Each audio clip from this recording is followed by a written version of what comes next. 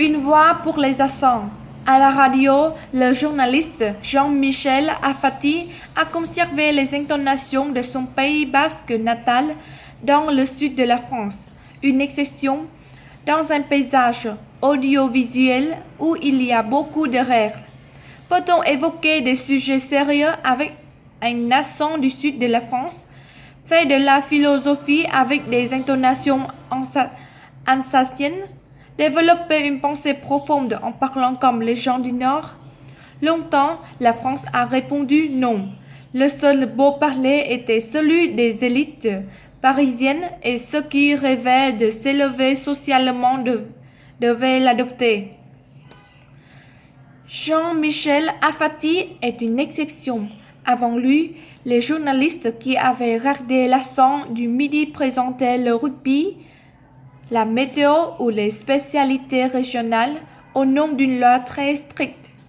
On n'accepte pas à la comédie française que les comédiens parlent avec un accent régional, disait, voilà 10 ans, le président de France Télévisions, Savio Rougeau-Beauchamp. Il est difficile d'imaginer un accent trop fort pour présenter un journal national. Monsieur Afati a été le premier à animer une émission dite sérieuse à la radio, puis à la télévision. L'entrée du journaliste basque dans le monde audiovisuel n'avait donc rien d'évident. J'ai longtemps travaillé en presse écrite, indique-t-il. C'est en représentant mon journal, Le Parisien, à l'émission Republica à la radio, que j'ai rencontré Jean-Luc S., qui dirigeait alors la station. En 1989, il m'a proposé de devenir chef du service politique. Curieusement, l'actuel président du groupe Radio France ne se souvient pas du débat après l'arrivée de Monsieur Afati. Son arrivée n'a pas été critiquée car il était évident que Jean-Michel Afati avait beaucoup de présence à la radio. Son accent est si naturel que cela n'a posé aucun problème. Son passage à Radio Luxembourg en 2003 a été bien moins facile. Noël Guedel, alors directeur de l'information, raconte: dans l'équipe de direction, j'étais le seul à défendre sa candidature.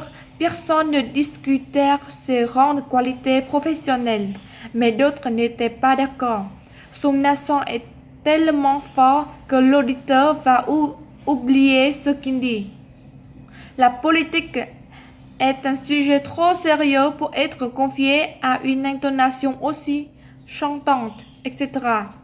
À la fin, Philippe Lapro, alors vice-président de la station de radio, a expliqué: il y a deux possibilités.